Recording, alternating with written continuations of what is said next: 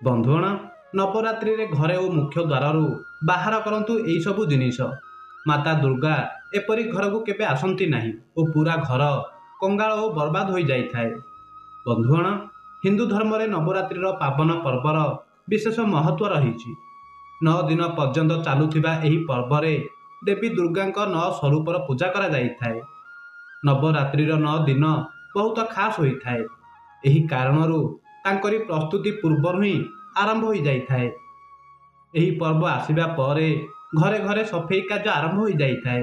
कुहा जाए कि 9 दिन पई देवी माँ दुर्गा निज भक्तों घर को आसी थांती, जाहारी कारणरू घर को सफा सुतुरा करिबा बहुत जरूरी अटे। आपण मध्य नवरात्रि पई सफा सुतुरा करि थांती, तेबे एही समय रे किछि जिनिस को मध्य घर बाहर को फोपाड़ी दियंतु। यह ना केवल आपणक घरर वातावरण को खराब करि थाए, बल्कि घरे नकारात्मक ऊर्जा व्यापी रही थाए।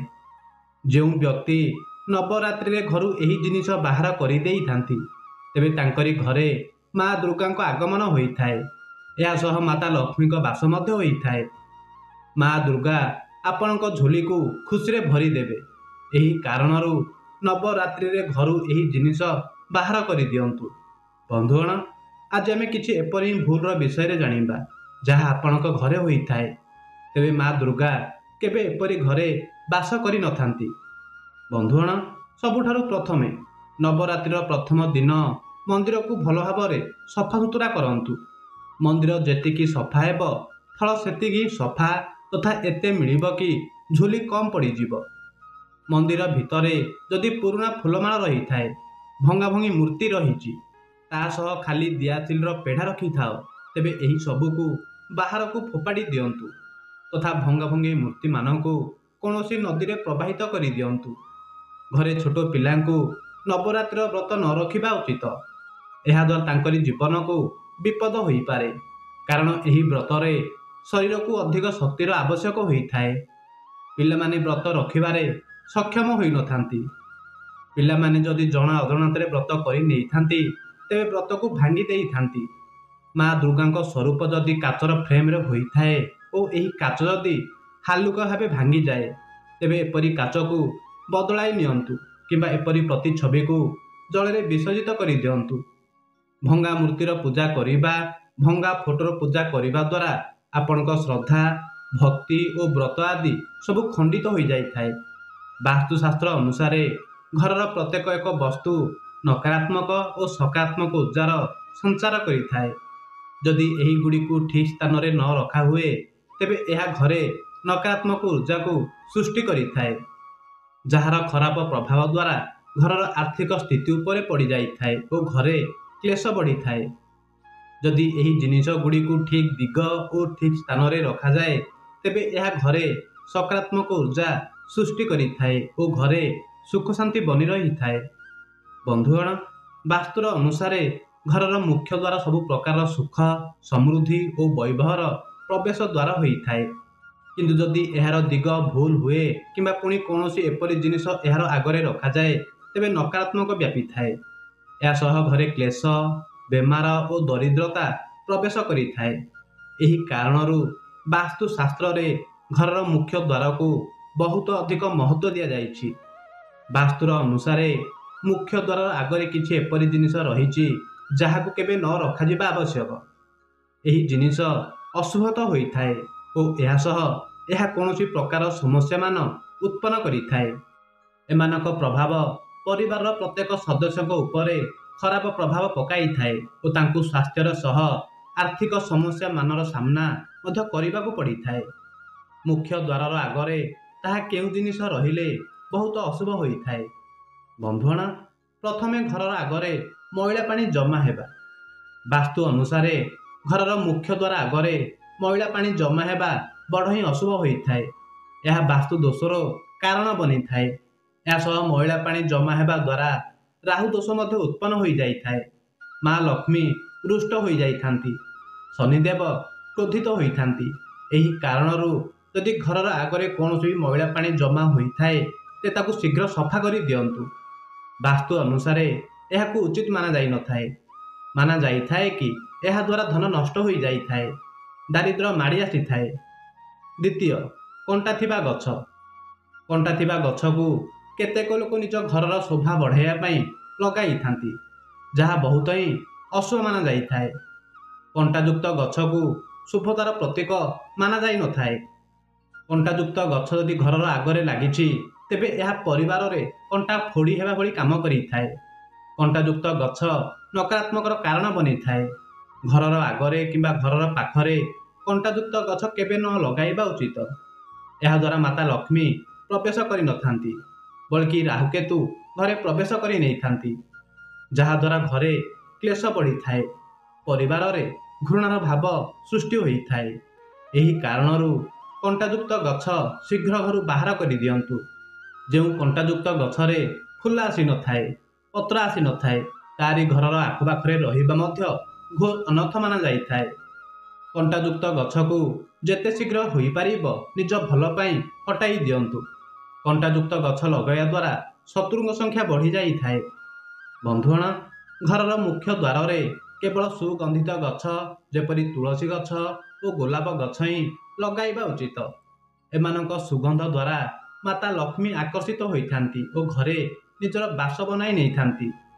ବନ୍ଧୁଗଣ, ତୃତୀୟ, ଆବର୍ଜନା ରଖିବା ପାତ୍ର ବା ଡଷ୍ଟବିନ୍। ଆବର୍ଜନା ପକାଇବାରେ ସୁବିଧା ହେବା କାରଣରୁ କିଛି ଲୋକ ଡଷ୍ଟବିନ୍ ବା କାଚଡ଼ା ପେଟିକୁ ମୁଖ୍ୟ ଦ୍ୱାରର ଆଗରେ ରଖିଦେଇଥାନ୍ତି, କିନ୍ତୁ ବାସ୍ତୁଶାସ୍ତ୍ର ଅନୁସାରେ ଏହା ବହୁତ ହିଁ କଷ୍ଟକାରୀ ହୋଇଥାଏ ଓ ଧନହାନିର ସୂଚକ ମାନାଯାଇଥାଏ। ଏହି କାରଣରୁ ଏପରି ଭୁଲରେ ମଧ୍ୟ କରନ୍ତୁ ନାହିଁ। କାଚଡ଼ା ପେଢ଼ିକୁ ଉତ୍ତର ଦିଗରେ ନ ରଖିବା ଉଚିତ। ଏହି ଦିଗକୁ ଦେବୀ ଲକ୍ଷ୍ମୀଙ୍କ ଦିଗ ମାନାଯାଇଛି। ଏହା ସହ ମୁଖ୍ୟ ଦ୍ୱାରରେ ଝାଡ଼ୁ, ପୋଛା ଆଦି ମଧ୍ୟ ନ ରଖିବା ଉଚିତ। ଏହାକୁ ବହୁତ ହିଁ ଅଶୁଭ ମାନାଯାଇଥାଏ। ଚତୁର୍ଥ, ବିଜୁଳିର ଖମ୍ବ। କେତେକ ଘରର ଆଗରେ ବିଜୁଳିର ଖମ୍ବ ରହିଥାଏ, କିନ୍ତୁ ବାସ୍ତୁଶାସ୍ତ୍ର ଅନୁସାରେ ଏହା ପରିବାରର ସଦସ୍ୟଙ୍କ ଉନ୍ନତିରେ ବାଧା ଦେଇଥାଏ। ମୁଖ୍ୟ ଦ୍ୱାରର ଆଗରେ ଖମ୍ବ ରହିବା ବହୁତ ହିଁ ହାନିକାରକ ହୋଇପାରେ। ଏହି କାରଣରୁ ମୁଖ୍ୟ ଦ୍ୱାର ବନାଇବା ସମୟରେ ଏହି କଥାର ଧ୍ୟାନ ଅବଶ୍ୟ ରଖନ୍ତୁ। ପଞ୍ଚମ, ଗଛଲତା ଘରର ମୁଖ୍ୟ ଦ୍ୱାର ଆଗରେ ରହିବା। ମୁଖ୍ୟ ଦ୍ୱାରର ଆଗରେ ଘନ ବହୁଳ ଗଛ ନ ରହିବା ଆବଶ୍ୟକ। ଏହାଦ୍ୱାରା ବାସ୍ତୁଦୋଷ ଉତ୍ପନ୍ନ ହୋଇଥାଏ। ଏହା ସହ ସୂର୍ଯ୍ୟଙ୍କ ପ୍ରକାଶ ଘରେ ପ୍ରବେଶ କରିପାରିନଥାଏ।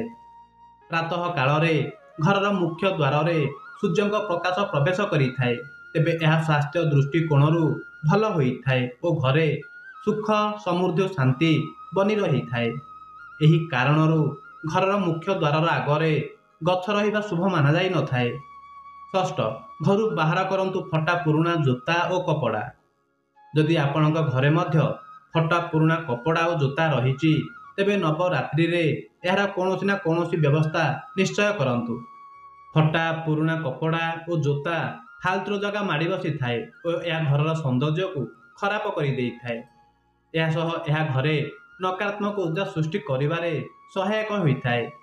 ଆପଣ ପୁରୁଣା ଜିନିଷକୁ କୌଣସି ଆବଶ୍ୟକ ଥିବା ବ୍ୟକ୍ତିକୁ ଦାନ କରିପାରିବେ କିମ୍ବା ବାହାରେ ଫୋପାଡ଼ି ପାରିବେ।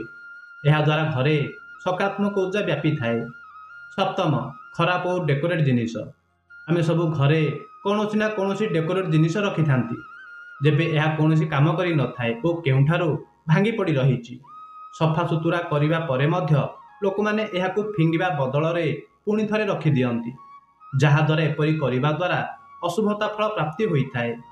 ମୁଖ୍ୟତଃ ଖରାପ ଓ ଭଙ୍ଗାଭଙ୍ଗି ଜିନିଷ ଘରେ ନକାରାତ୍ମକ ଊର୍ଜାକୁ ଆକର୍ଷିତ କରିଥାଏ ଓ ଘରକୁ ଦୁର୍ଭାଗ୍ୟ ଆଣିବାରେ ସାହାଯ୍ୟ କରିଥାଏ। ଅଷ୍ଟମ, ଘରେ ନ ରଖନ୍ତୁ ଖଣ୍ଡିତ ମୂର୍ତ୍ତିମାନ। ଖଣ୍ଡିତ ତଥା ଭାଙ୍ଗି ଯାଇଥିବା ଭଗବାନଙ୍କ ମୂର୍ତ୍ତିମାନ ମଧ୍ୟ ଘରେ ନ ରଖିବା ଉଚିତ। ମୁଖ୍ୟତଃ ନବରାତ୍ରିରେ ପ୍ରଥମେ ହିଁ ଆପଣଙ୍କୁ ଏହାକୁ ବାହାର କରିଦେବା ଉଚିତ। ଧାର୍ମିକ ମାନ୍ୟତା ଅନୁସାରେ ଆପଣ ଏହାକୁ କୌଣସି ନଦୀ କିମ୍ବା ସାଗରରେ ବିସର୍ଜିତ କରିପାରିବେ କିମ୍ବା କୌଣସି ମନ୍ଦିରରେ ରଖିକରି ଆସିପାରିବେ। ଖଣ୍ଡିତ ମୂର୍ତ୍ତି ବଦଳରେ ଆପଣ ନବରାତ୍ରିରେ ଭଗବାନଙ୍କ ନୂଆ ମୂର୍ତ୍ତିମାନ ସ୍ଥାପିତ କରନ୍ତୁ। ଏହାଦ୍ୱାରା ଶୁଭ ଅବସର ଘରକୁ ଆସିବ। ନବମ, ଘରେ ରଖନ୍ତୁ ନାହିଁ ତାମସିକ ଜିନିଷ। ନବରାତ୍ରି ଏକ ଧାର୍ମିକ ପର୍ବ ଅଟେ। ଏହି କାରଣରୁ ଏଥିରେ ସାତ୍ୱିକ ବିଚାର ଆଚାରର ପାଳନ କରିବା ଉଚିତ। ଏହି ସମୟରେ ଘରେ ମାତାଙ୍କ ଚୌକି ସ୍ଥାପିତ କରୁଛନ୍ତି ତ ତାମସିକ ଜିନିଷ ବାହାର କରି ଫୋପାଡ଼ି ଦିଅନ୍ତୁ। ଯେପରିକି ଆପଣଙ୍କ ଘରେ ମଦର ବୋତଲ ଜମି ରହିଥିବା, ନକାରାତ୍ମକ ଫଟୋ ଲାଗିବା, ତେବେ ଏହି ସବୁକୁ शीघ्र बाहर करी फोपाड़ी दियंतु।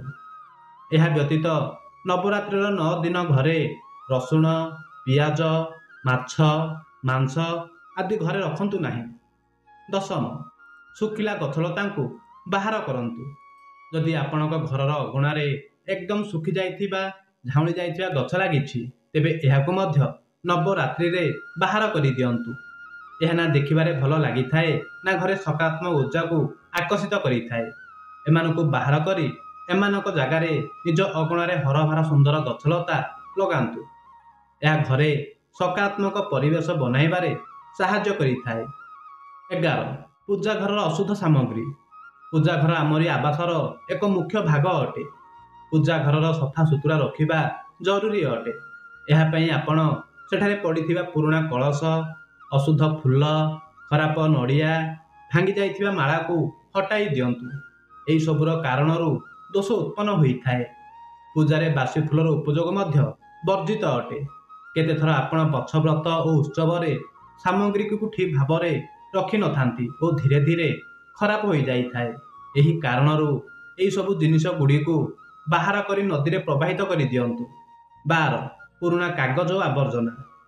जदि आपणक घरे चिरा कागज फटाफटी पुस्तक समाज कागज और अन्य आवर्जना आदि पड़ी रहिछि तेबे एहाकु मध्य घरु बाहर करी दियंतु। घरर भल भाव सफा सुतरा करंतु। एहा परे नवरात्रि पई प्रस्तुत करंतु। माँ दुर्गा स्वागत पई घर को सजांतु। महिला घर रे देवी और देवता बास होई न थाए। 13, भांगी जाइथिबा गृह उपकरण। आपणक घरे अनुपयोगी गैस चूल्हा बेकार बिजुलीर उपकरण किंबा रोषेई घरे भंगा भंगी पात्र रही तेबे एहाकु मध्य घरु बाहर करदेवा उचित। भंगा भंगी पात्र रखिबा द्वारा दरिद्रता आसी थाए और खराब उपकरण घरे नकारात्मक ऊर्जा को सृष्टि करि थाए। यह द्वारा परिवार लोकों विचार और स्वास्थ्य उपर मध्य खराब प्रभाव पड़ी पारे। बंधुगण, यही सबु जिनिस घर बाहर करी फोपाड़ी देवा द्वारा घरे सकारात्मक ऊर्जा व्यापीबा सह माँ दुर्गा आगमन होता है। या घरे धन धान्य कौन कम रही न थाए। बंधुगण, आशा करुछि एही कथाटी आपन को पसंद आसीथिबो। जदि एही कथाटी आपन को पसंद आसी थाए तबे कमेंट बॉक्स रे जय माँ दुर्गा निश्चय लिखि दियंतु। या वीडियो को लाइक करी हमर यूट्यूब चैनल को सब्सक्राइब करि दियंतु। धन्यवाद।